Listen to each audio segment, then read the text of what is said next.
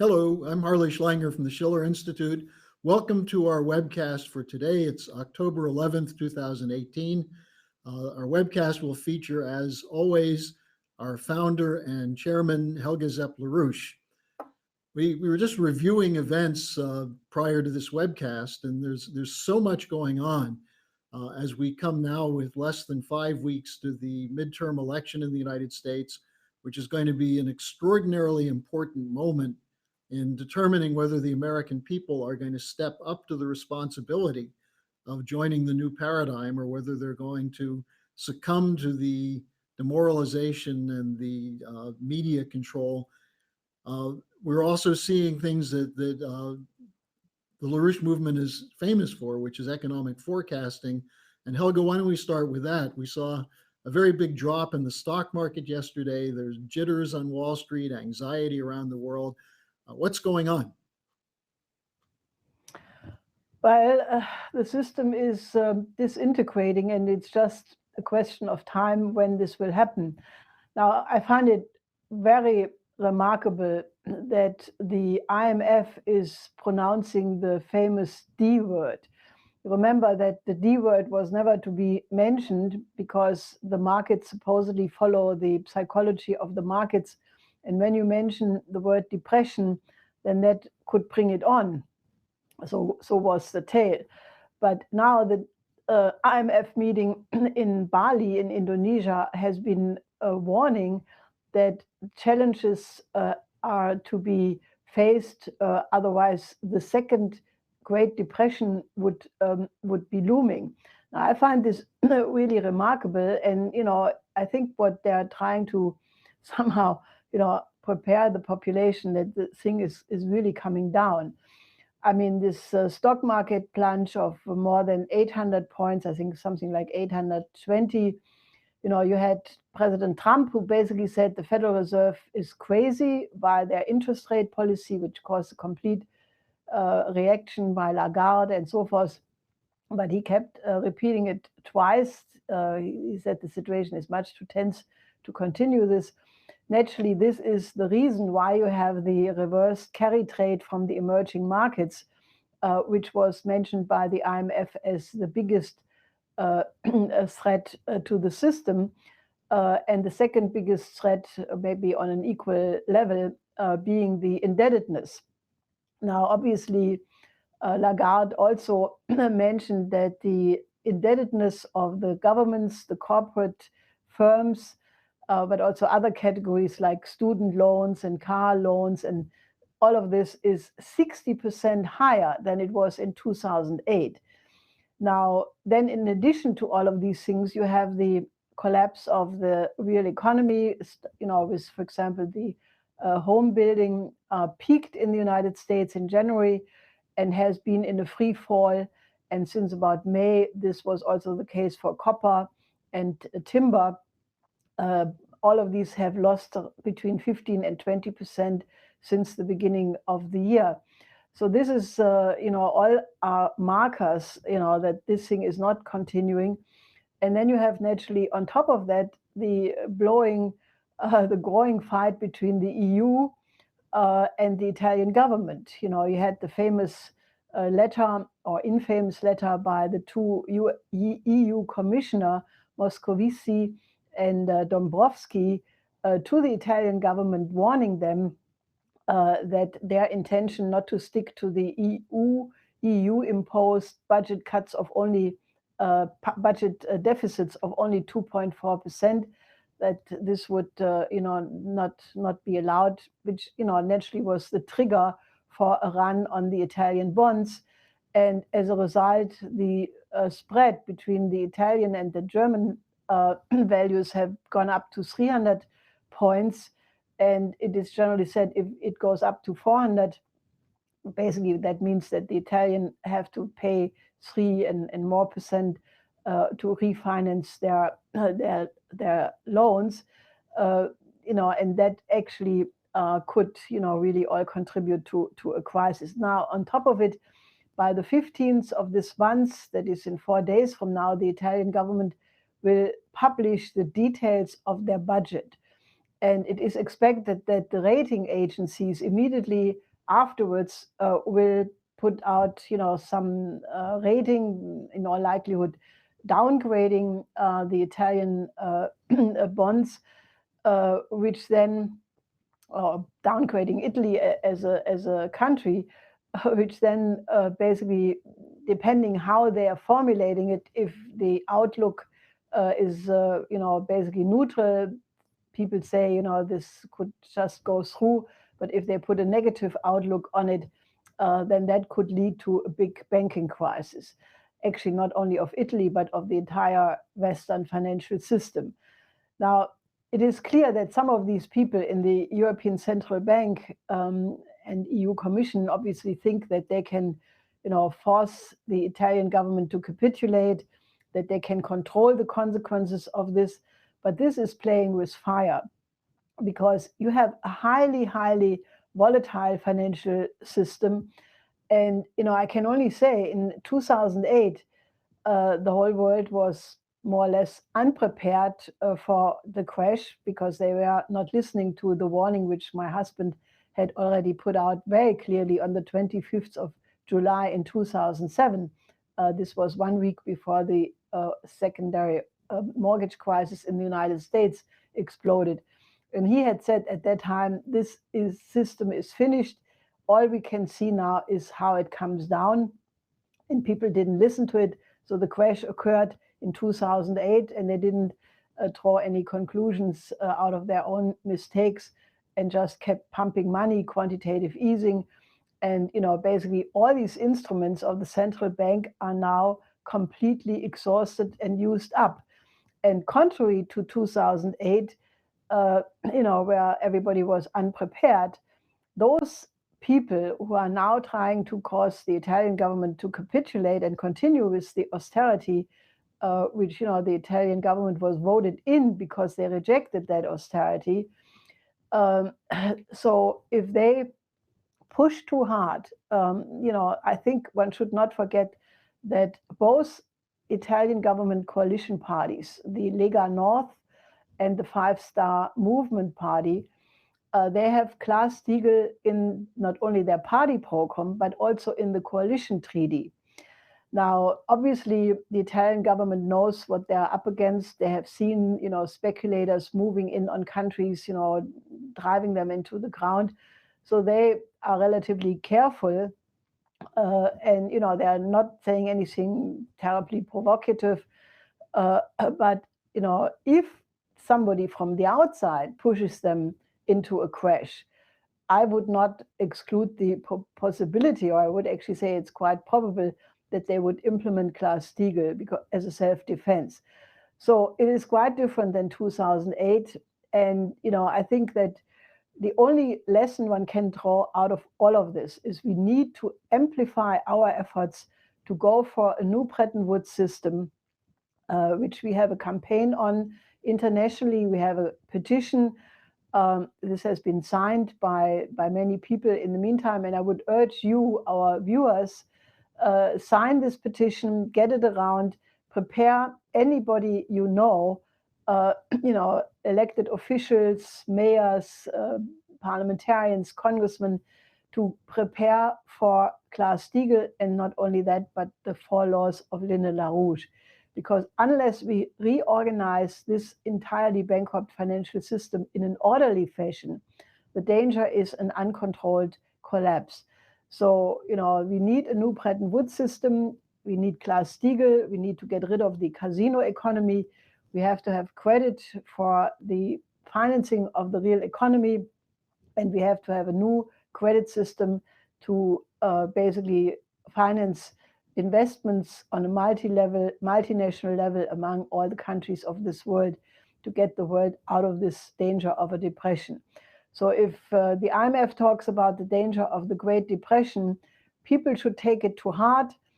Think what happened in the Great Depression in the 30s. In the United States, it was devastation, but in Europe it was even worse, because it led to fascist movements, and it led to world wars. So people should not take these things lightly. Get on board with us, join the Schiller Institute, join our campaign for a new Bretton Woods, because that's the only answer one can give to this danger of a looming crash.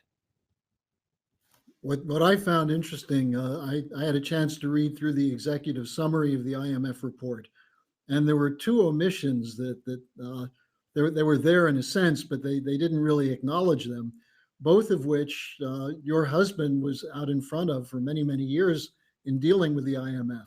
On the one side, it's clear it's their policy which has failed. The austerity regime that the IMF is famous for, these have never led to any economic development. And then secondly, the quantitative easing, the low interest credit for speculation instead of Glass-Steagall. The IMF was promoting that. And so the two things they promoted, they're now admitting are failed. Do you have any thoughts on that, Helga? Well, I think the possibility that the IMF reforms itself is probably going in the probability towards zero. I think it requires a different kind of action. I mean, in a certain sense, you have right now in the whole world already a revolt against these failed neoliberal policies. This was expressed in the Brexit. It was expressed in the election victory of President Trump. The new Italian government is an expression of that. Also, the Austrian government. And I think that, I mean, in a certain sense, national sovereignty has to be reasserted. And, I don't think the supranational institutions, which were the main reason why these policies were imposed, which have created havoc. Look at what happened to Greece. The Greek economy was diminished by 1/3. The Italian economy was destroyed. The fact that we have now a totally different government in Italy, which is pro-quos for the most part, which is for the relationship with China, for the relationship with the new Silk Road, all of this is a response to the failure of these policies. And, there are many people in Europe who are expecting that, given the fact that the EU is basically doing exactly the same thing in principle, namely sticking to the neoliberal austerity, that you will have an earthquake in the coming European Parliament election, which will show that these present policies will be absolutely out. I think this is much too long term. I think the crisis is upon us now. So I can only say the only solution is, for the package I just said before. The IMF is really a bankrupt organization, and that was stated by my husband in 1975 when he proposed to replace this IMF with an international development bank, which would provide large-scale, low-interest credit for development projects in the developing sector. And if that would have been done, we would not have a migration problem. We would have prosperous countries around the globe. But now with the new Silk Road, this policy is on a good way. So I can only say, listen to the wise words of Linda LaRouche, belatedly, but better late than never. And that was a very popular item, how the International Development Bank works, that Lynn wrote back in '76, I think it was. We used it as part of his campaign, for his first campaign for president. Now, we're coming up on the midterm elections. There's a lot of turmoil that's been unleashed.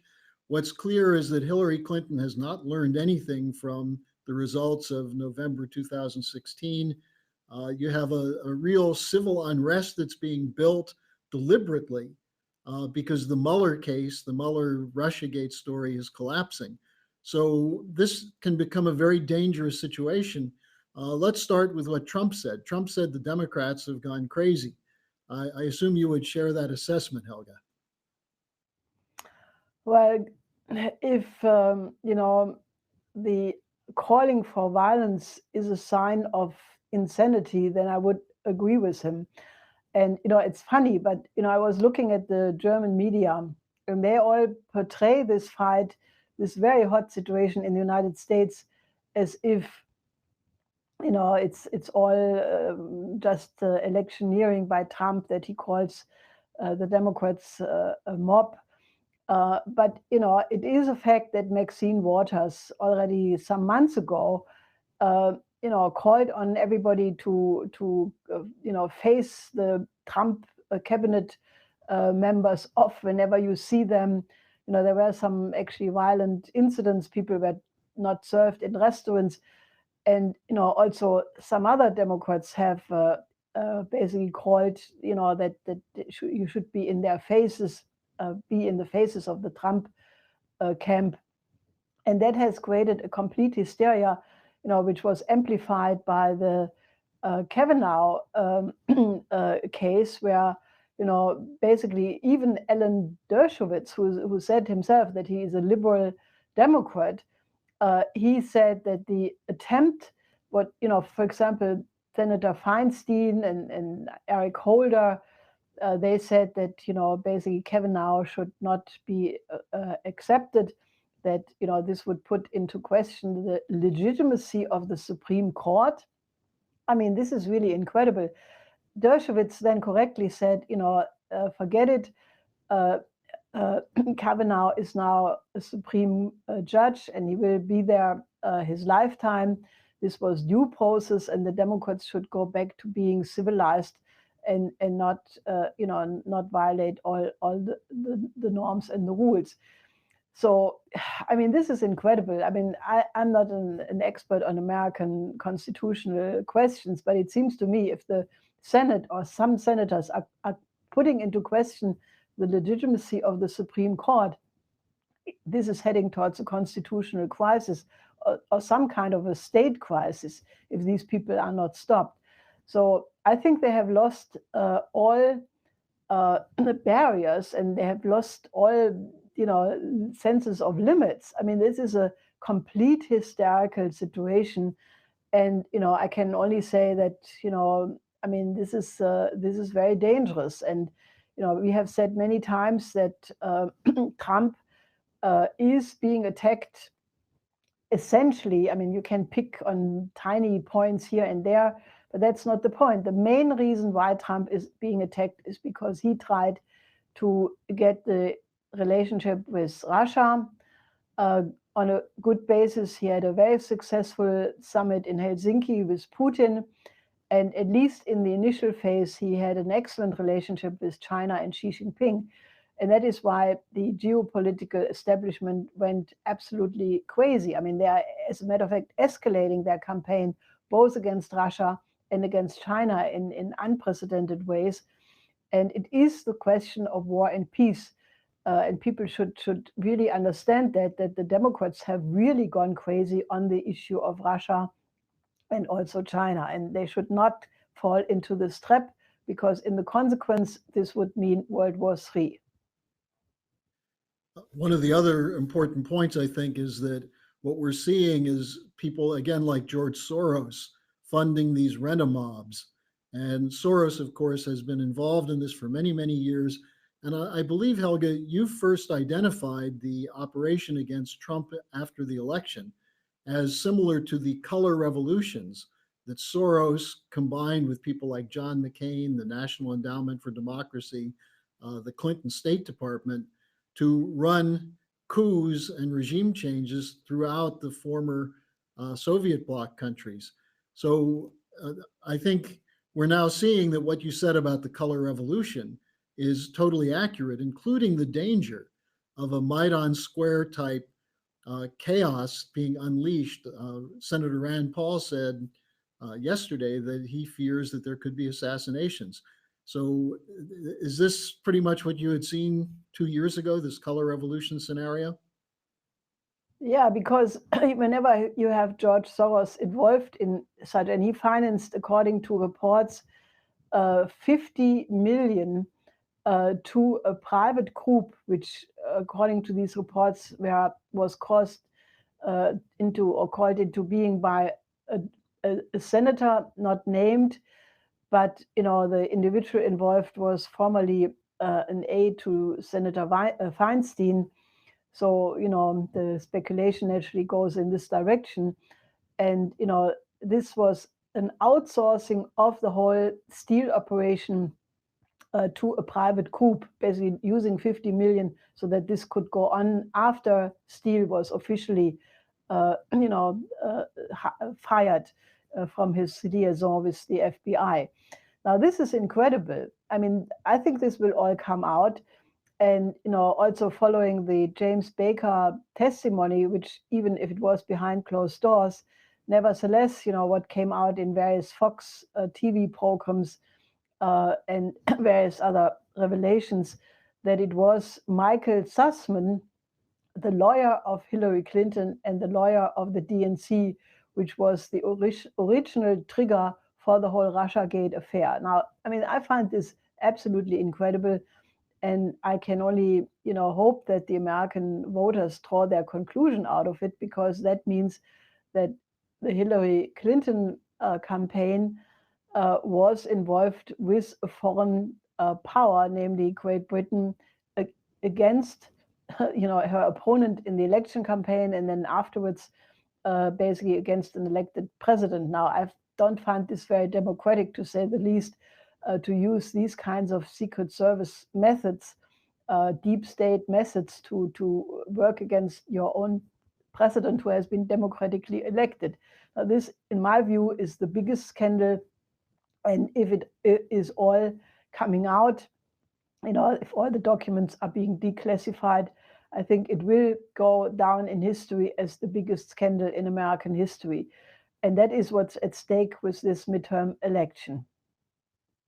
And I think it's very important that Baker, who is the legal counsel to Comey and the FBI, in his testimony before a congressional hearing, private congressional hearing, that he acknowledged that Sussman gave him the Steele report, which was then incorporated into the original FISA warrant against Carter Page. So that just makes clear that all these Democrats who have been protesting what Representative Nunes did in his committee, that they were wrong. They were lying. They were trying to cover up for the connection between the British, the Clinton campaign, and the FBI. Now, Helga, a couple other things we need to cover before we finish today. One is the very significant stopover in Beijing by Secretary of State Pompeo. He had just come from North Korea, where there was what appears to be quite a successful meeting with Kim Jong-un. But when he got to China, it was a slightly different environment, largely because of the moves toward trade war. So what happened when Pompeo got to Beijing? Well, this was shortly after Vice President Pence had made this absolute diatribe at the Hudson Institute, attacking China in the worst possible way. And this was taken very badly by the Chinese government and the Chinese media, who really, questioned, does that mean that there is a shift in the Trump administration in a total hostile attitude towards China? So basically, when then Pompeo arrived in Beijing just a few days afterwards, he basically reiterated that it is the policy of the United States to have a good relationship with China, to agree to the one China policy, and that the United States is not trying to stop the rise of China. And there were several Chinese media which noted the fact that this was an extremely important statement to come at this moment. There was one interesting article in the Global Times by the American analyst and expert Cliff Kirakoff, who basically, made the point that, there is a clear difference between Pence, who sort of speaks for the deep state, and Trump, who is trying to change the US foreign policy, but is being hamstrung by this coup on the side of the deep state. And Kirakoff basically said, the US establishment is unwilling to learn the lesson from what's going on strategically, that the world is changing and that there is a multipolarity already now. Now, the significance of this is not only Kirakoff saying that, but that the Global Times is publishing that, which is a paper which is very close to the Chinese government.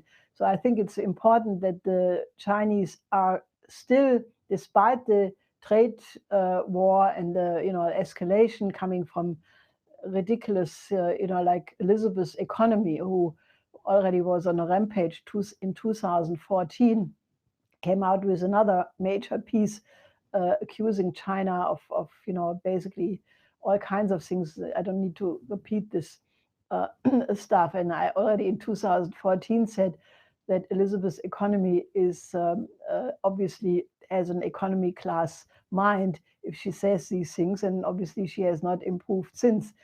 But in any case, I think it is very important that Pompeo was there to set the record straight, because obviously, the need to find solutions to the world does require the collaboration among the major powers of the world.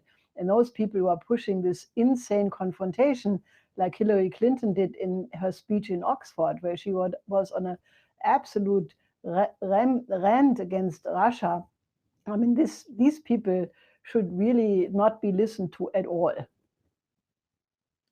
Well, another group that shouldn't be listened to, but unfortunately is the IPCC, which is in the news again with the so-called man-made climate change theories they have, demanding that carbon dioxide be eliminated from the universe.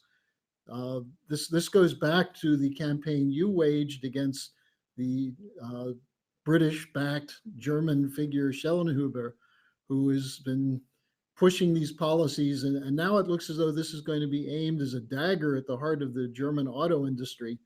And it's a good thing that Trump pulled the United States out of the Paris climate change agreement. But where is this heading? Well, this is really a report which says the climate accord from Paris was not good enough. We need not 2% temperature increase to stop that, but we should stop at 1.5% by 2050.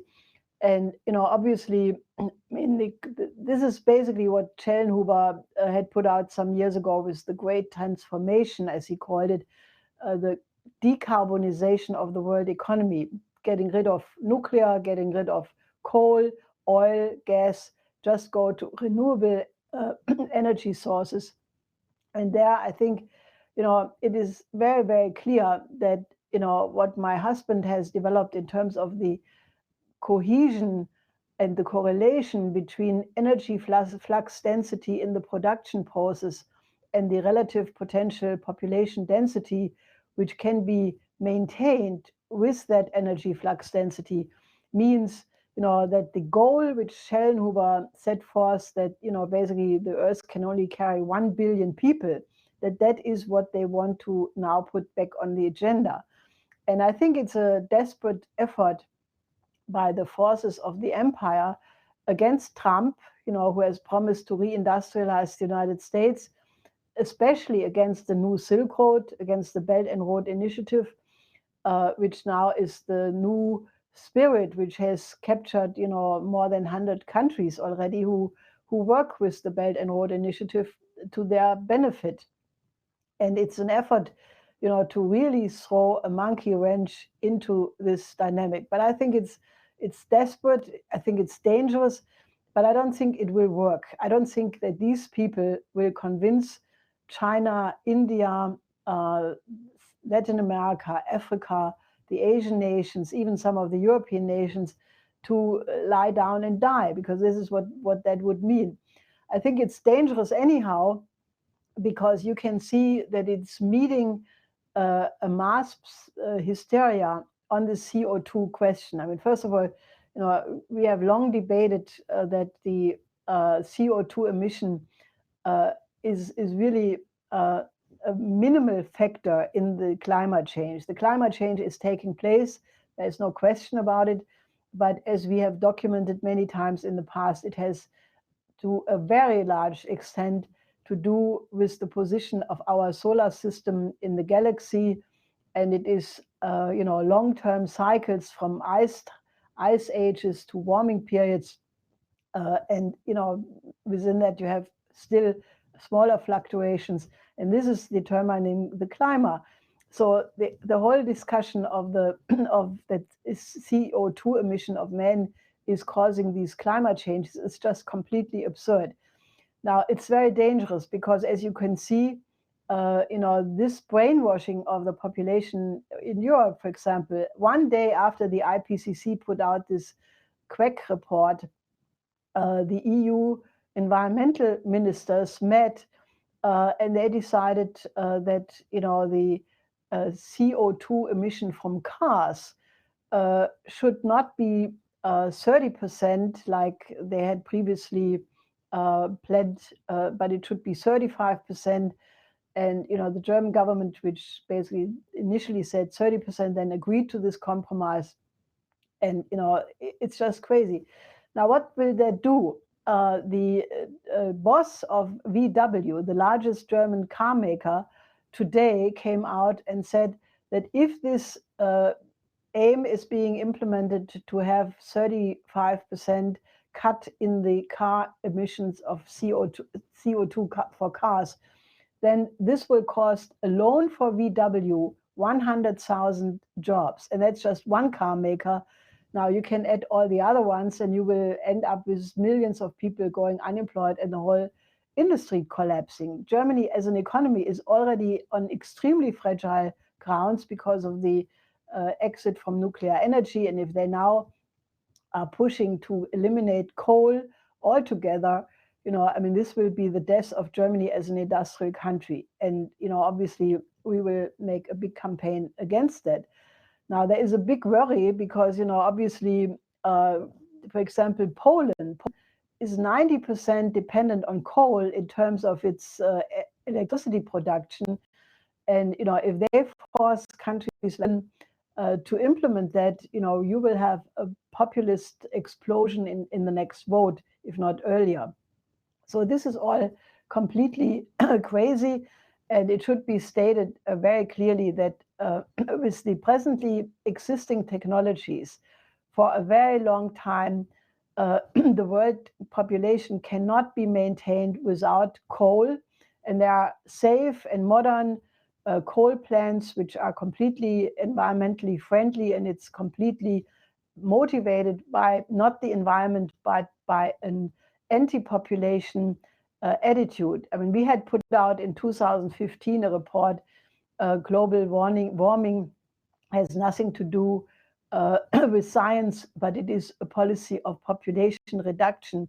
And on that report, we had the Queen of England on the cover because obviously Schellenhuber, who wants to be addressed all the time as CBE, Commander of the British Empire, I mean, we had documented in that report that these are British policies. And I think what we see with this IPCC report and the anti-coal emission campaign, and in Berlin, they now forbid diesel cars, cars which are fueled by diesel, to drive into 11 districts of Berlin. Now, the Craftsman Association has said this means that 50,000 cars of craftsmen will not be allowed to drive in the city, and everybody who needs the service of a craftsman, who needs a new roof or who needs a new pump or whatever, that they will not be serviced anymore. I mean, this has nothing to do with real issues. This is mass psychosis, and it's driven by the hedge funds, by Wall Street, because the CO2 emission trade is a quackery. We denounced that in the past. And now to impose a global carbon tax, which is what is being pushed also, would mean you have again a good weapon against national sovereignty, because once you agree that national economies have to submit to the policing in terms of their carbon emission, here you go again in the direction of this globalist, real fascism, eco-fascism. So I think this is, it's not scientific. I think it's the opposite. It's oligarchical, and it's an effort really aimed, in my view, primarily against the new Silk Road, but naturally also against Trump, also against Germany and many other countries. So I think we should really denounce that, and we will, have a whole bunch of articles about that on this webpage. We will have a whole section on the Schiller page where we will have interviews and statements, and we invite you, if you have some scientific contribution to make to this subject, we will publish it on this website and have a public debate, because this is really dangerous for the future of civilization. And, we have to have the opposite approach. We have to have an optimism about men being able to go into fusion power, to develop completely new scientific methods for energy safety, for raw material security, space travel. I think we should not get into this scare, which is really a tool of the oligarchy to try to stop the development of the people. Helga, we've gone on a little bit longer than usual, but I think there's one other thing we have to bring up, because we teased it last week, which was endorsements for Keisha Rogers. In case people don't know this, in the last couple of days, we've had two very prominent American Republicans and conservatives. Actually, they may not even be Republicans in the general sense, or the party sense. But Roger Stone, a longtime friend of Donald Trump, a self-proclaimed political provocateur, issued a very strong endorsement of Keisha Rogers. And then Senator Richard Black, a Virginia state senator, who's been very involved in exposing the coup and also exposing the deep state operations against Syria, he issued a statement endorsing Keisha. Helga, you have any thoughts on these two endorsements? Well, I think it's great. And, I can also add that the French former presidential candidate Jacques Cheminade also endorsed Keisha Rogers, saying that even if he's not an American, Keisha's campaign has international significance, because she is sort of the flagship against everything which is going wrong in the United States right now. So I think we will have more such statements, and I, really wish all of you to come out and support Keisha Rogers, because this is a campaign of national importance and international importance. Okay, I think that about does it. So until next week, Helga, we'll see you. Okay, till next week, I hope.